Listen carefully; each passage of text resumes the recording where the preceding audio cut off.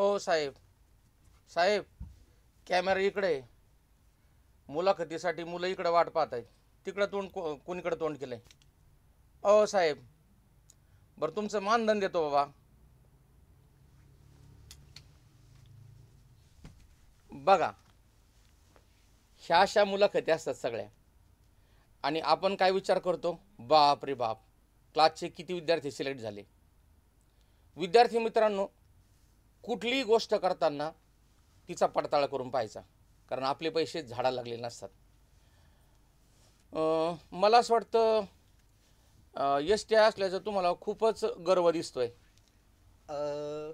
S T असल्याचा गर्व नाही सर, मी फक्त एस टी नाही झालो, या अगोदर पी एस आय झालो होतो आणि पी डब्ल्यू डीमध्ये पण माझं सिलेक्शन झालं होतं. त्यामुळे एस टी असण्याचा गर्व बाळगायचा काही संबंधच येत नाही. आणि आम्ही शिकवलं म्हणूनच झालास. हां आम्ही शिकवलं म्हणूनच झालास. सर, मी अभ्यास केला.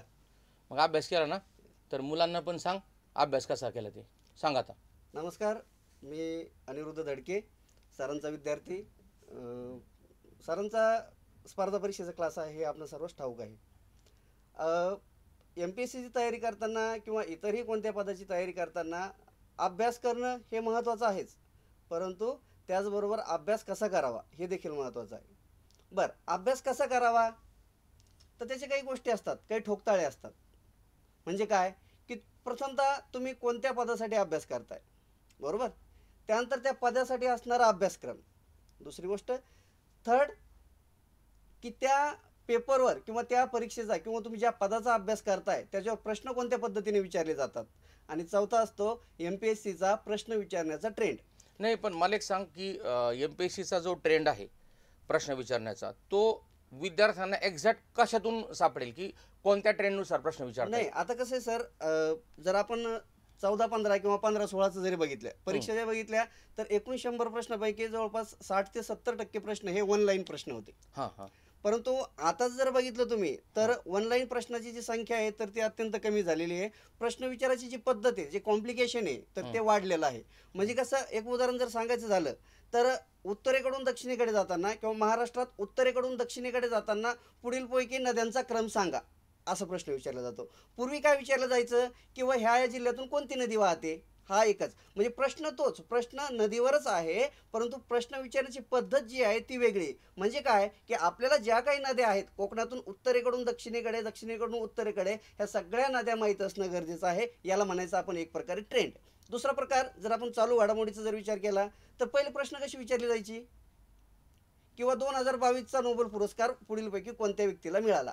पण आता तसं नाही प्रश्न विचारले जात. आता प्रश्न कसे विचारले जातात, नोबेल पुरस्कार, त्यानंतर त्याचे प्रकार, मग साहित्याचा नोबेल कोणाला मिळाला, अर्थशास्त्राचा नोबेल कोणाला मिळाला, त्याच्या जोड्या लावा. म्हणजे करंटचा असेल किंवा कोणताही जर प्रश्न जर असेल तर तिचे प्रश्न विचारायचे जे एम पी एस सी जो ट्रेंड बदलला आहे, तर तो ट्रेंड आपल्याला माहीत असणं गरजेचं असतं. म्हणजे कॉम्प्लिकेशन वाढवले असं समजायचं. कॉम्प्लिकेशन बऱ्यापैकी वाढवलेले आहे. म्हणजे एकाच प्रश्नासाठी 3-3, 4-4 पर्याय उत्तर म्हणून येतात. हां, आणि त्या प्रश्नासंबंधी किंवा तो जो काही घटक आहे तर तो सर्व घटक आपल्याला माहीत असणं गरजेचं आहे. फक्त अर्थशास्त्राचा नोबेल कोणाला मिळाला एवढं माहीत असून जमणार नाही. बरं, पण मला एक सांग आता की तुझा मला माहिती की तुझं डी एड झालं नाही. येस. तुझा D Ed to S T आहे, असा उलटा प्रवास कसा आहे? शिक्षक होण्याचा सोडून तू इकडं कशाला आलास? आता ॲक्च्युली काय आहे, माझं डी एड झालं 2011 साली. त्यानंतर 2012 साली शिक्षक भरती होणार असं झालं होतं. ज्या अगोदर काय झालं, 2010 साली एक भरती झाली होती. हो, झाली, सगळ्यात मोठी भरती येस झाली येस. होती. त्यानंतर 12ला होणार असं माहित होतं. मग आमचं 11ला डी एड झालं. मग आम्ही इथं क्लास लावलो 12ला तुमच्याकडं. त्यावेळेस तुमचा क्लास म्हणजे पहिल्यांदाच चालू झाला होता. अरे बाप, म्हणजे यांची बॅच म्हणजे माझ्या डोक्याला पुरा ताण होता, खूपच वैताग होता. आणि त्यावेळेस सर म्हणजे मराठी इंग्रजी शिकवायचे आणि जास्त जे आहे तर ते डी एड धारक विद्यार्थी होते. मग काय झालं, ती 2012ला D Ed C E T होणार होती, ती काही झालीच नाही. मग आता काय करायचं, तर मग मी ठरवलं होतं की आपण आता डी एड भरती ज्यावेळेस येईल त्यावेळेस आपण येऊ. मी तुला थोडंसं मध्ये थांबवतो. तुम्हाला एक महत्त्वाचा मुद्दा सांगतो. 2012च्या डी एडला नापास झालेल्या विद्यार्थ्यांपैकी आपल्याकडे जवळजवळ 17 विद्यार्थी पी एस आय झाले होते. Yes yes. आणि बाकीचे जवळजवळ 11 ते 12 विद्यार्थी पोस्टामध्ये सिलेक्ट झाले होते. Yes yes. तर त्याच्यापैकी अनिरुद्धचं पण सिलेक्शन 3 ठिकाणी, कारण त्यांनी पहिल्यांदाच ॲटिट्यूड दाखवला मला. त्यांनी मला सांगितलं 3 पोस्ट आहेत त्याच्याकडे. आता 3 पोस्ट म्हणल्यानंतर कोणी पण थोडा तरी गर्व करणारच ठरला. तर त्यांनी आता तुम्ही एक विचार करा की एकलव्याने त्याच्या गुरुला अंगठा दिला होता आणि त्याला 3 दिवसापासून मी फोन करतोय मुलाखतीला, यायचा पत्ता नाही. म्हणजे आता त्याला म्हणलं अंगठा म्हणजे अंगठा देणारे शिष्य येतं, मग तुला काय झालं असं काही करायला? तसं नाही आहे सर. आता सोमवार मंगळवार आज बुधवार आहे, 2-3 दिवस म्हणजे कामं, मला कार्यालयीन कामं कंटिन्यू चालू होते बरं. आणि त्यामुळे मला ते येता आलं नाही. आणि तुम्ही त्या अंगठ्याची गोष्ट करताय, जर अंगठा जर तुम्हाला दिला तर बाकीची कामं कशी करू मी, कार्यालयीन कामं कशी करायची, अरे अवघडच झालं. पेन कसा धरायचा? हा बरोबर आहे. मग ते ठीक आहे बरं, ठीक आहे, एकलव्याचं, अंगठा पण नको. आता आता मुलाखत दिली ती तर ते तरी बरं झालं समजा आमच्यासाठी. तर आता एक महत्त्वाचा मुद्दा आहे की तुझी जी पार्श्वभूमी ती मुलांना सांग जरा थोडंसं. तू शहरी भागातून आलाय, घरची परिस्थिती सांग, घरी कोण कोण असतं ते पण सांग. आता माझं गाव प्रॉपर माणिपुरी, तालुका घनसावंगी, जिल्हा जालना. आमचा पारंपरिक व्यवसाय किराणा दुकान, थोडीशी शेती होती. तर आता सांगितल्याप्रमाणे किंवा 12चे जर समजा डी.एड भरती जर झाली नाही तर आपण गावाकडे जाऊन पारंपरिक व्यवसाय करायचा. पण सर म्हटले किंवा ते करण्यापेक्षा MPSC हा एक पर्याय असतो. MPSCचा सिलेबस, MPSCचा मार्ग, MPSCचा अभ्यास, MPSCची पुस्तकं, MPSCचं क्लास, ह्या सगळ्या गोष्टी सरांनी मला समजून सांगितल्या. आणि एक विशेष बाब काय ना, सर त्यावेळेस सरांचा क्लास नवीन होता, त्यांचं लग्न वगैरे झालं होतं. पण ऍक्च्युली काय झालं की मला शाळेतून काढून टाकलं होतं सरांची आणि माझी फॅमिली गावाकडे ठेवली होती मी. सरांची शाळेतून हकालपट्टी झाली असे बहुतेक. मग सर इथं एकटेच, मी एकटाच. माझा इथं राहायचं म्हणजे माझी आर्थिक परिस्थिती सोसच होती.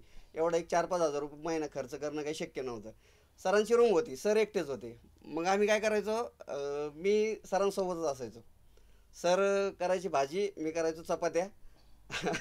आणि सकाळी सरांचा क्लास असतो, मग सकाळी पटकन उठून ते रात्रीचे खरकटे भांडे वगैरे घासायचे आणि त्याची ती एक MET होती, त्या METवर आम्ही पुन्हा क्लासला यायचो. म्हणजे हा जो प्रवास आहे ना, म्हणजे मला सुद्धा कधी कधी असं पाठीमागं वळून पाहताना असं वाटतं की त्या काळात बरेचसे विद्यार्थी जे होते माझ्याबरोबर की माझीच परिस्थिती एवढी नाजूक झाली होती त्याच तपासणे. म्हणजे शाळेतून मला काढून टाकल्यानंतर पैसा नाही, घरचे म्हणायचे घरी येऊन जाय. आणि मग अशा परिस्थितीमध्ये मी क्लास सुरू केला होता. त्या क्लासमध्ये खाली वाळू होती, म्हणजे बिल्डिंगचं काम चालू होतं आणि फरशीसुद्धा बसवलेली नव्हती, खिडक्यांना त्यांनी काचा पण बसवलेल्या नव्हत्या. अशा उघड्या पागड्या इमारतीमध्ये आम्ही क्लास सुरू केला होता. ॲक्च्युली मुलांना खूप थंडी वाजायची आणि मुली त्या क्लासमध्ये यायला, कारण स्टँडर्डनेस नव्हतं. परंतु सुरुवात केलेली जी छोटीशी होती आमची, तर त्याचा आज वटवृक्ष झाला आहे. आज माझं स्वतःचं जवळजवळ 10,000 स्क्वेअर फूट इथं कन्स्ट्रक्शन आहे मेन सिटीच्या पार्टमध्ये. पण त्याच्यामध्ये अशा विद्यार्थ्यांनी जे माझ्या हाताकडून घडले तर त्यांनी खरा बाळासाहेब शिंदे मोठा केला आहे. म्हणजे ॲक्च्युली मी शाळा सोडल्यानंतर शेती करण्याचा विचार केला होता. ॲक्च्युली माझ्या लाईफमध्ये मी ट्रॅक्टर चालवलं आहे, वाळू वाहिली, ऊस वाहिलं आहे, सगळ्या गोष्टी आहेत. मी दारे धरले आहेत, गोराकडे गेलो आहे. परंतु एक शिक्षक म्हणून मला जी मान्यता मिळाली ना, ती खरं या अनिरुद्धसारख्या विद्यार्थ्यांकडून मिळालेली. तर मी त्याला ॲक्च्युली माझा मानसपुत्रच मानला होता, कारण माझा मुलगा लहान होता, तो गावाकडे होता. मग दत्ता असेल, अनिरुद्ध असेल, त्यानंतर अमोल असेल, संदीप असेल, असे भरपूर विद्यार्थी होते की ज्यांची परिस्थिती नव्हती आणि त्यांना इथं काहीतरी करायचं होतं. अशा मुलांना मी माझ्या घासातला घास द्यायचो. म्हणजे घरी जे आम्ही स्वयंपाक करायचो ते आम्ही एकत्र सगळे खायचो. त्यापैकी अनिरुद्धने माझ्या घरातली भरपूर कामं केली आहेत. म्हणजे तो स्वयंपाक करण्यापासून तर सगळ्या गोष्टींची मला मदत करायचा. तर आता पार्श्वभूमी तर तू मला सांगितलीस, तर आता मला सांग की तुझी अभ्यासाची जी स्ट्रॅटेजी होती, तू डी.एड नंतर तर परीक्षा आतापर्यंत डी.एडची परीक्षा झालीच नाही, परंतु मग MPSCचा अभ्यास करताना ठीक आहे, माझ्याच रिडिंग रूममध्ये होता तू, क्लासमध्ये माझ्याच होता, पण तरी पण तो अभ्यासाला किती वेळ द्यायचा आणि अभ्यास कसा करायचा, मुलांनी काय वाचावं आणि काय वाचू नये यापेक्षा आता माझ्याकडं 2च विषय आहेत फक्त, पण सर्वांगीण अभ्यास कसा करावा याबद्दल विद्यार्थ्यांना मार्गदर्शन कर. मी एक 2-4 विषयाचा घटक नाही आहे तुम्हाला सांगतो. आपण पहिला सकाळी आपण रिडिंगला येतो, रिडिंगचे पेपर असतात बरोबर, पेपर असतात रिडिंगला 1-2, आपण असतो 100 जण. मग आपण पहिल्यांदा ते पेपरचीच वाट पाहतो, मग आपल्या वाट्याला पेपर केव्हा येतो.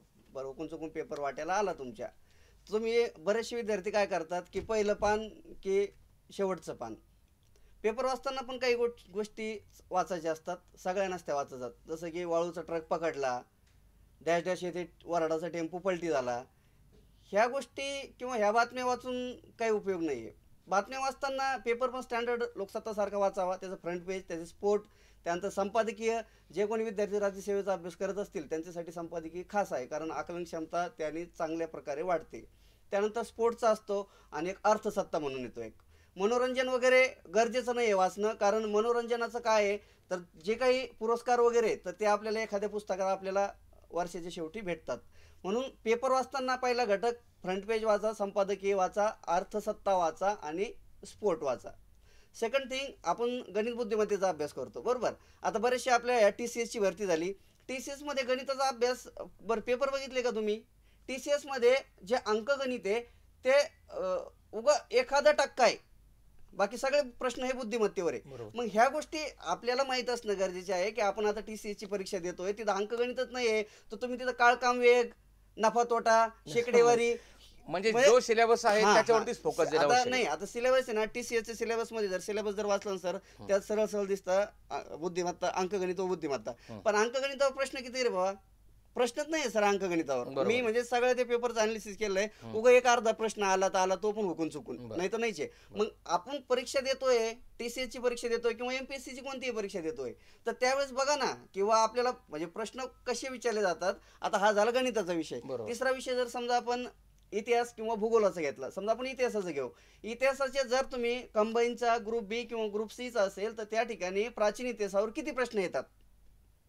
म्हणजे अनालिसिस करणं गरजेचं असतं. घटकनुरूप अनालिसिस करणं गरजेचं असतं. म्हणजे घटक म्हणजे तुम्ही असं नका करू की भूगोलाला 15 प्रश्न, इतिहासाला 15 प्रश्न, विज्ञानाला 15 प्रश्न, उपघटकाचा देखील विचार करणं गरजेचं असतो. आजकाल आता आपण बघतोय सायन्सचे किती टफ प्रश्न विचारले जात आहे. सायन्सला म्हणजे तुम्ही कुठून प्रश्न काढताय MPSC याचा सगळ्यात संभ्रम आहे. सगळे प्रश्न बायोलॉजीला आहे. जर तुम्ही घटक जर बघितलं तर किंवा तुम्ही जर म्हणजे ॲडव्हान्स जर अभ्यास करत असाल तर 11वी-12वीच्या NCERTच्या पुस्तकातले सगळे प्रश्न आजकाल येत आहेत. बरोबर आहे. म्हणजे ह्या गोष्टी आपल्याला माहित असणं गरजेचं असतं. बरं मला एक सांगा, पुस्तकांबद्दल थोडंसं मुलांना सांगणार. पुस्तकाबद्दल जर सांगायचं जर ठरलं तर जे काही स्टँडर्ड पुस्तक आहेत सर, पुस्तकांची नावं नाही सांगणार मी, पण स्टँडर्ड पुस्तकं जे आहेत, सरकारी पुस्तकं जर सरकारी पुस्तकं जे आहे ना, तर आपण जे काही राज्य शासन स्टेट बोर्डचे पुस्तकं आहेत तर स्टेट बोर्डचे पुस्तकं सगळे वाचावेत. ॲटलिस्ट इतिहास, भूगोल आणि सायन्सला तरी. त्यानंतर 11वीचं अर्थशास्त्र चांगलं आहे. त्यानंतर NCERTचं जे काही पुस्तकं आहेत 8वी, 9वी, 10वीचे ते चांगले आहेत. NCERTचं सामान्य विज्ञान 11वी-12वीचं चांगलं आहे. बाकी इतर जे मराठी इंग्रजी पुस्तक आहे ते सरांची पुस्तकं चांगले आहेत. त्यानंतर गणित बुद्धिमत्तेचा जर विचार केला तर बुद्धिमत्तेचे पुस्तकांची संख्या भरपूर आहे मार्केटमध्ये. त्याच्यामुळे तुम्हाला कोणतं पुस्तक सांगावं मी गरजेचं नाही आहे. त्यानंतर अंकगणित आपल्याला जर MPSCचा विचार जर केला तर अंकगणितावर त्यावर 4-5 प्रश्न विचारले जातात. बुद्धिमत्ता जर तुमचं चांगलं असेल तर अंकगणिताला विशेष असा वेगळा अभ्यास करण्याची गरज पडत नाही. ॲक्च्युली मी त्याला पुस्तकांची नावं घ्यायला नाही सांगितलेली, कारण का की एखाद्याची आपण जाहिरात करतो किंवा दुसऱ्याचं नुकसान होऊ शकतं, त्याच्यामुळे पुस्तकांची नावं त्यांनी घेतलेली नाही. तर अगोदरच त्यांनी विचारलं होतं मी पुस्तकांचे नाव घेऊ का लेखांचे, म्हणलं बिलकुल नाही. कारण कसं आहे की आपण एखाद्याचं नाव जर घेतलं तर दुसऱ्याचं नुकसान होण्याची शक्यता असते. आणि म्हणून त्यांनी जे सांगितलं ऑथेंटिक सोर्स सांगितले त्या ठिकाणी. आणि आता मला एक सांग की तू किती वेळा अभ्यास करायचा? आता सकाळी रिडिंग आपली 7 ते 11 होती. हो. तर मी 7 वाजता यायचो, कारण रिडिंगची चावीज माझ्याकडे असायची, ती जबाबदारी माझ्याकडे होती. कारण मी जर रिडिंग उघडली तरच बाकीच्या बोरला एंट्री होती. मग त्याच्याकडे चावी होती रिडिंग रूम चावी माझ्याकडेच होती. चालू करणं बंद करणं हे दोन्ही काम माझ्याकडेच होते. त्यामुळे 7 ते 11 तर मी तिथं असायचोच. पण त्या दरम्यान सकाळी समजा अभ्यासाचे टप्पे केले होते बरं का. कसे की सकाळी ना मी पेपर बहुतेकदा वाचायचोच नाही, म्हणजे रिअरली पेपर वाचायचो. सकाळचा आहे ना 7 ते 9 एक टप्पा असायचा 2 घंट्याचा. 9 वाजता नाश्ता वगैरे करायला, चहा पाणी करायला अर्धा घंटा त्यात जायचा. पुन्हा 9:30 ते 11:30 एक टप्पा राहायचा. 11:30 वाजता जेवायला जायचो, 12:30-1 वाजता यायचो. मग दुपारचा टाईम थोडासा बोरिंग असायचा. मग मला थोडंसं माझं अंकगणित बुद्धिमत्ता चांगलं आहे, मग त्या दरम्यान मी काय करायचो, गणित बुद्धिमत्ता सोडायचो 4 वाजेपर्यंत. 4 वाजता पुन्हा एक चहा नाश्त्याचा टप्पा व्हायचा. मग संध्याकाळी एक 5-6 वाजता थोडीशी 18 वाजता आली की त्यावेळेस चालू घडामोडी वगैरे वाचायचं. आणि संध्याकाळी जे विषय अवघड आहे, म्हणजे जेवण झालंय आता झोपायचं नाही 11-12 वाजेपर्यंत, तर मला इंग्रजीचा ना आपला एकदम पूर्णपणे 36चा आकडा आहे. तुला किती मार्क्स आहेत मेन्सला ते पण? मला हे बघा 100, मी ज्यावेळेस ST होती ना त्यावेळेस 200 मार्काची होती. आता ती 400 मार्क केली. तर त्यावेळेस आहे ना मला काहीतरी 118 वगैरे मार्क होते. तर मराठी आपल्याला 60 मार्काला होतं आम्हाला तेव्हा. 60-40 मराठीला 60, इंग्रजीला 40 आणि GSचा एक पेपर 100 मार्काचा. तर मला मराठीला 60 पैकी 59 मार्क होते. म्हणजे एक प्रश्न माझा म्हणजे सिली मिस्टेकनं चुकला होता, तो कसं काय चुकला मला कल्पना नाही आणि त्याची, पण तू 59 परत मार्क होते मला पोरांना मराठीला. म्हणतो की मी अभ्यास करून पास झालो, माझ्यामुळेच मला तुला मार्क्स पडले मग ठीक आहे, 59. तुम्हाला क्रेडिट घ्यायचं तर घ्या, त्याचं हरकत नाही. पण म्हणजे हे बघा, म्हणजे अभ्यासही केला, म्हणजे अभ्यासाचा किंवा पदाचा असं नाही, तो एक गंमतचा भाग आहे मित्रांनो. म्हणजे ते पतंग असतो ना, आपण पतंग उडवतो बघा, तर पतंग किती जरी उंच असला की दोरा कसा आपल्या हातात असतो. पतंगाला कधी खाली घ्यायचं, कधी खेचायचं, कधी वर न्यायचं, कधी बाजूला न्यायचं, कधी साईडला न्यायचं, हे आपल्या हातात असतं की नाही. तसे आम्ही पतंग आहेत सरांचे विद्यार्थी, आणि आमचे दोर सरांच्या हातात आहे. त्यामुळं आम्ही कधीही असं सरांविषयी असं हेच नाही. हा एक मुलाखतीचा भाग आहे. ॲक्च्युली तो 2-3 दिवस आहे ना, त्याचं ऑफिशियल कामासाठी गेला होता. त्याच्यामुळे त्याची मुलाखत मी काही घेऊ शकलो नाही 2-3 दिवसा याच्या, म्हणून काल आपण खरात आपली जी कॉन्स्टेबल झाली मुलगी, तिची मुलाखत आपण घेतली होती.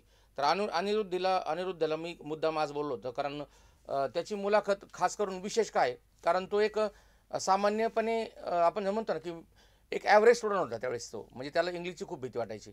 मला असं वाटतं त्याला 11 मार्क्स येतं एसटीला. मला 12 मार्क आहेत. 12 मार्क आहेत एक तुला. मार्क कमी नका करू. बरं, बरं, ठीक आहे. 12 12 मार्क मार्क आहेत मला कारण इंग्रजीत. मला असं वाटलं होतं की तो महाराष्ट्रातून पहिला येईल. पण महत्त्वाची गोष्ट माझ्यासाठी एक होती की तो एसटीआय झाला, हे माझ्यासाठी खूप मोठी गोष्ट होती. कारण त्याने इकडचे मार्क्स मराठीमध्ये कव्हर केले होते. कारण ऐन वेळेस काय होतं की परीक्षेमध्ये गडबड होते, टेन्शन असतं, आणि परीक्षेच्या वातावरणात आपण कधी त्या स्टान्समध्ये गेलेलो नसतो, त्याच्यामुळे बऱ्याचदा गोंधळ होण्याची शक्यता असते. तर त्यांनी ते सगळं पार करून एसटीआय झाला. अगोदरची तुझी पोस्ट सांग ना, कोणती होती? मी सार्वजनिक बांधकाम विभागात सिनियर क्लर्क होतो इथं छत्रपती संभाजीनगरला. आता बघा, तुम्हाला थोडासा थोडक्यात प्रवास सांगतो. आम्ही आलो इकडे 11ला, 12ला आमचं डीएडचं झालं, ते काही हे नाही केलं. मग आता मी घरी निघून जायची तयारीत होतो, तर सरांनी सांगितलं की घरीच नको जाऊ, पैशाची काही अडचण नाही आहे, रीडिंग क्लास आपला फुकटच आहे, राहायला माझ्या रूमवर राहायचं, आणि मग पैशाचा प्रश्न येत आणि नाही. त्याच्याकडून मी क्लासचे पैसे घेतले की मला सांग. नाही ना, क्लासचे पैसे म्हणजे क्लास म्हणजे तुम्ही म्हणले म्हणून थांबलो मी, नाही मी गेलो असतो. म्हणजे सर त्याच्याकडून म्हटले क्लासचे होते, पैसे- क्लासचे पैसे घेणार नाही, म्हणलं मग हरकत नाही. मग इथंच थांबलो. मग बाकी पुस्तकं वगैरे बाकीची मुलं होते त्यावेळेस, राज्यसेवा मेन्स वगैरे करणारे काही मुलं होते, मग त्यांच्याकडून समजून घेतलं वा एक ग्रुप बी आणि राज्यसेवा यातला नेमका फरक काय ते सुद्धा माहित नव्हतं मला. बरं, मला एक सांग ना. असिस्टंट वेगळं, राज्यसेवा वेगळी. फ्रेंड सर्कल किती महत्वाचं आहे? फ्रेंड सर्कल खूप महत्वाचं आहे, कारण आमच्या सोबत आहे ना, म्हणजे आमच्या आपला अंबादास पहिल्यांदा लागला होता 2013 साली. मग तो लागल्यामुळे आहे ना, की असं झालं की नाही यार, आपण पण लागू शकतो. आणि आता तरी नाही, पण अगोदर ट्रेंड कसा होता ग्रामीण भागात, पैसे दिल्याशिवाय नोकरी लागत नाही. पण तो जो गैरसमज आहे तो आमच्या गावातला पण, तर तो सगळा गैरसमज दूर केलाय. कारण मी CDPOला इंटरव्ह्यूला होतो, त्यानंतर उपशिक्षण अधिकारी इंटरव्ह्यूला होतो, त्यानंतर इथं सार्वजनिक बांधकाम विभागात सिनियर क्लर्क होतो, समाज कल्याणमध्ये माझी अधीक्षक म्हणून निवड झाली होती. PSIला 2013ला होतो, आणि 14ला ग्राउंडला होतो जेलरच्या. 14चे ग्राउंड असताना फेब्रुवारी 2014मध्ये आमची STIची पूर्व परीक्षा झाली होती, त्याला मला प्रीला चांगले मार्क आले होते. म्हणजे मेन्सला मी कन्फर्म क्वालिफाय होणार आहे, आणि ग्राउंड पण नाही, इंटरव्ह्यू पण नाही. त्याच्यामुळे मला STIचा जॉब हा थोडासा मी प्रेफर केला, कारण मला वेळ पण पाहिजे होता बाकीचा पुढचा अभ्यास करायला. म्हणून मी त्या जेलरची किंवा समाज कल्याण अधीक्षक ह्या गोष्टी थोडं दुर्लक्ष केलं, आणि मी STI पदावर बरं, join मला एक झालो. सांग, तुझ्या बरोबर जे विद्यार्थी होते आपल्याकडे, त्यांच्यापैकी कोण कोण सिलेक्टेड, नाव घे बरं जरा. आता बघा, आता आमचे माझ्या रूम पार्टनर सांगतो मी अगोदर. भागवत वाघ, तो जालना तलाठी आहे. त्यानंतर प्रमोद काळे, तो आता गंगापूरला PS आहे. त्यानंतर अंबादास वाघ, तो धर्मादाय आयुक्त कार्यालय आहे. हे आम्ही एक चौघ होतो. आणि आमच्या रिडिंगचे तर आता ते गोपाल चंदेलेक होता, तो इथं तलाठी आहे. मंजुषा हजारे होती का तुमच्या वेळेस? हा, ती आम्हाला सिनियर होती, मग ती PSI झाली ती समजा. आता API आहे. त्यानंतर ते API. अमृता मॅडम, अमृता पण? हा, त्या आमच्यासोबत होते. ते अमृता पण माधवपुरी. API आता. हा, ते API आहेत. मिथुन घुगे ते API आहेत. त्यानंतर बडे सर ते API आहेत. संतोष बडे. हा, तर आम समजा 2011ची जी बॅच होती आमच्या अगोदर, समजा आम्ही ज्यावेळेस इथं औरंगाबादला आलो होतो, तर ते ज्यावेळेस मेन्सला होते, तर ते सगळे आता API आहेत. तर त्यावेळेस आपले किती PSI आले त्या बॅचला? 72 PSI झाले होते. हा. तर मला एक सांगायचं की अनिरुद्धचा हा जो प्रवास आहे, मी काही तुम्हाला खूप इमोशनल केलेलं नाही, नाहीतर तशाच प्रकारे मी इमोशनल करून सुद्धा त्याची मुलाखत घेऊ शकत होतो. पण मी नाही म्हणलं, मी आज म्हणलं की थोडीशी हलकी फुलकी मुलाखत घ्यावी, आणि तुम्हाला एक्झॅक्ट काय आवश्यक आहे त्या गोष्टी कराव्यात. तर आता फॅमिली बॅकग्राऊंडबद्दल तू सांगितलं, आता घरात कोण कोण असतं मला सांग. घरात आता सद्यस्थितीत का अगोदर नाही, आता सांग. आता बायको, मी, 2 पोरं, आई वडील, 6 जण असतो. त्याचं लग्नच माझ्या हाताने जमलेलं आहे, त्याच्यामुळे काय हे नाही. म्हणजे त्याची प्रत्येक गोष्ट माझ्या हाताने झाली. म्हणजे कपडे जरी घ्यायचे ठरले हा, तर आम्ही तरी तो कपडे मला घेऊन जायचा बरोबर. इथपर्यंत मोटरसायकल घेताना सुद्धा त्यांनी मला बरोबर नेलं होतं इथपर्यंत. म्हणजे ॲक्च्युली काय असतं, शिक्षक हा एक विद्यार्थ्यांचा खऱ्या अर्थाने एक पालकत्व स्वीकारलं असतं. आणि ज्यांचा विश्वास आहे ना त्या गुरुवरती, तर अशा विद्यार्थ्यांचं मला असं वाटतं की 100% कल्याण होतं. आपण काय करतो की याला जास्त कळतं का, त्याला जास्त कळतं का, अशा प्रकारे आपण आविर्भावात राहतो आणि कधी कधी गर्व आरण होत असतं त्या गोष्टीचं. मग अनिरुद्धला असं मी आल्यानंतर त्याला सांगितलं होतं की मुलाखत आपल्या अशा प्रकारची घ्यायची. कारण कसं होतं, विद्यार्थ्याला आपण अनेक ठिकाणी मुलाखती पाहतो, त्या क्लासचा त्या विद्यार्थ्याचा काही संबंध नसतो. विद्यार्थी फसतात. कारण कधी कधी असं होतं की आपण झगमगाट पाहून जाण्याचा प्रयत्न करतो, पण त्या ठिकाणी ती तशी गोष्टच नसते. मी म्हणत नाही आमच्या क्लासला तुम्ही ॲडमिशन घ्या, परंतु जे अनुभवी विद्यार्थी ते आम्हाला विद्यार्थी आपोआपच प्रोव्हाइड करतात. कंबाईन गट ब ही तुमच्या 2024 साठी एक महत्त्वाचा माइलस्टोन आहे तुमच्यासाठी, नोकरी मिळवण्यासाठी. तर त्या दृष्टिकोनातून मी आता 8 वाजता परत पुन्हा आजच मुलाखत घेतोय. आमचे जे पार्टनर आहेत Pungale sir, Kolte sir, Manish Patodekar sir आणि कदम सर यांची मुलाखत घेतोय. तर त्या मुलाखतीमध्ये मी तुम्हाला एक्झॅक्ट स्ट्रॅटेजी सांगणार आहे आणि आम्ही तुम्हाला एक आमची बांधिलकी म्हणून काय देणार आहेत हे पण त्याच्यात सांगणार आहे. तर अनिरुद्ध, मुलांना शेवटचा मेसेज दे. तू छान बोललास आता इथं.